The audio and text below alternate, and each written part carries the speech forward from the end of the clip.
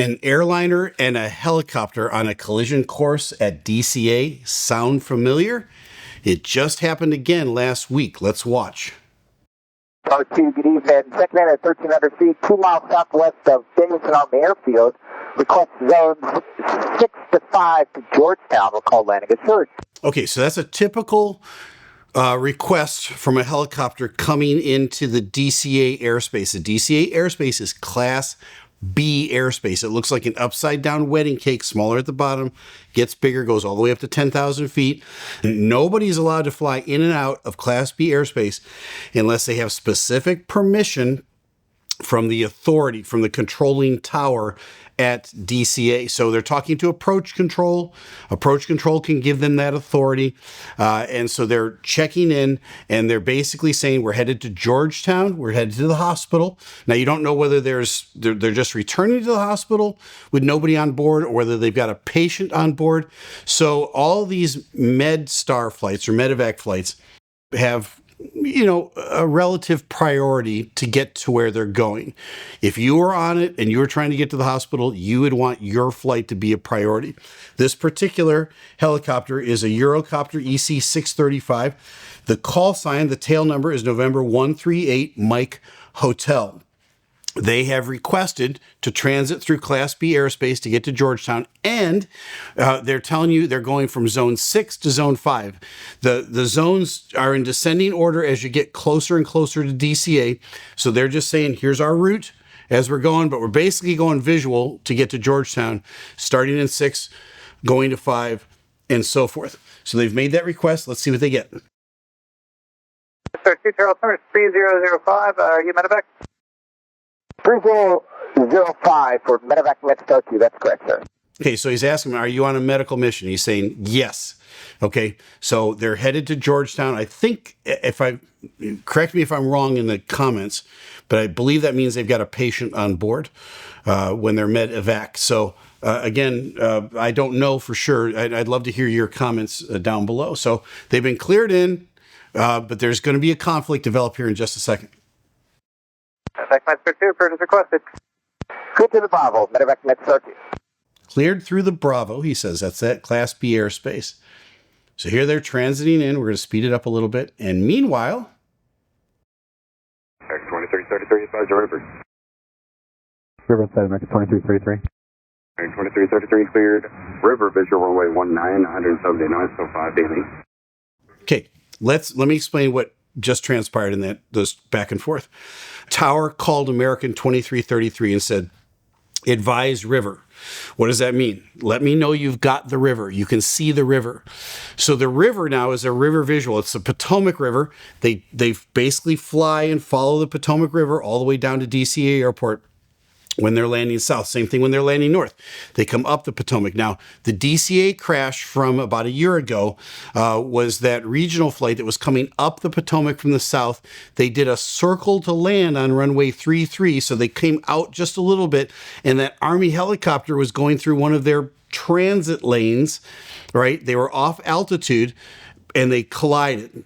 And so that whole, what used to be an 8-lane highway into DCA prior to September 11th, 2001, has been turned into a little narrow country road. And what is that country road? It's called the Potomac River. So everybody comes up and down the Potomac River because everybody in DC is scared to death that an airliner will fly anywhere near or close or over any of their buildings. So they took that whole big long entrance into DCA, which back in the day was rather safe, and they've turned it into this narrow little country road, and they stacked everybody up. That's what led to the problem that we had last year when the helicopter ran into the airliner. That problem is still there. They've given it some relief, but you've got lots of helicopters coming through this airspace. They've got to get to the hospital with the patients.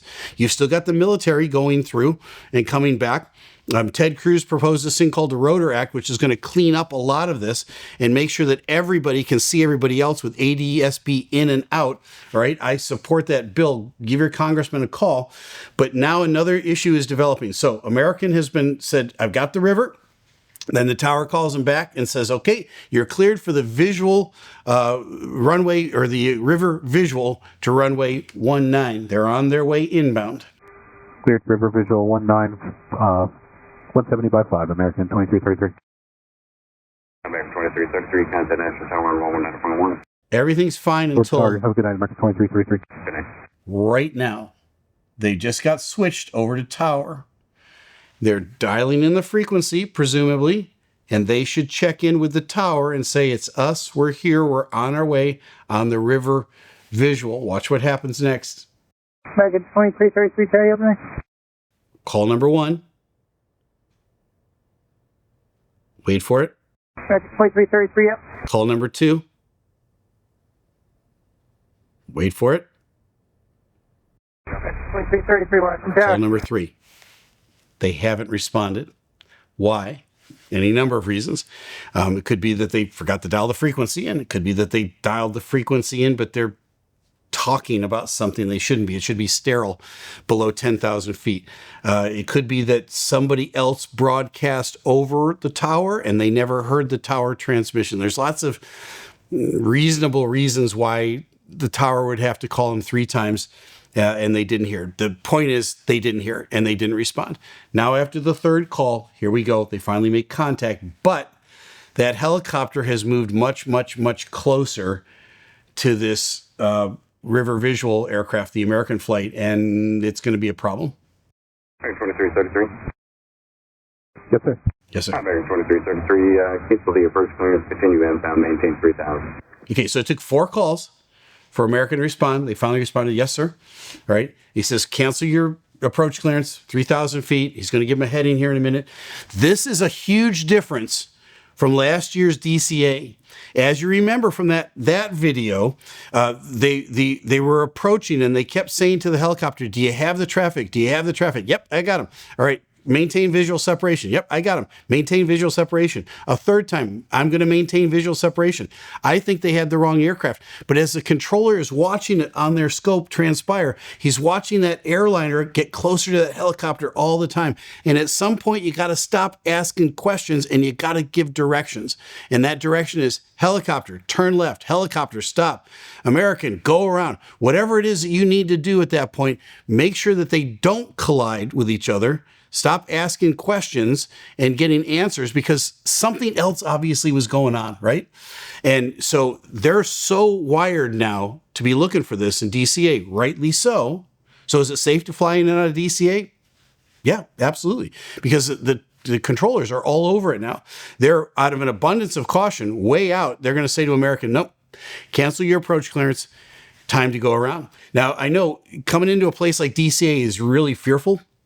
A lot of us get scared at flying. I put together a course called Conquer Your Fear of Flying. Check it out in the description below. I think it'll be helpful for you.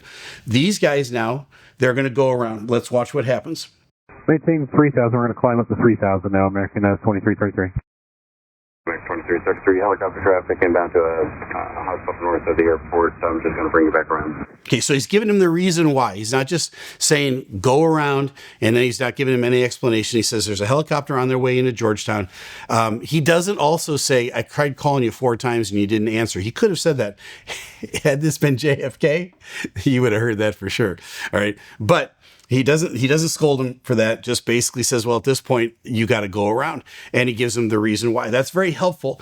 That reduces the amount of transmission on the radio because inevitably American's going to call back and say, why are we going around? And then he's going to have to explain it. So it cuts down on radio communication by just telling him up front. Good job. Yes, sir, no problem. We got that. Yes, sir, no problem. Okay, do you hear all the confusion on the radio? That squealing and everything else, that's 2 different people trying to talk at the same time. That's why the radios, I've been advocating for this past year, when we redo the air traffic control system, it's really time to get rid of radio communications or at least greatly reduce them because one airplane talks over another one and they can't hear. We could hardly hear what was being said. Return 250, American 2333 up to 3,000. The American finally gets the turn and the climb. That's it, heading again, American 2333. Right. American 2333, turn right heading 250. why weren't they certain about the heading? Because somebody else stepped on the transmission. They just didn't hear it clearly. They clarify it, which is the right thing to do, right?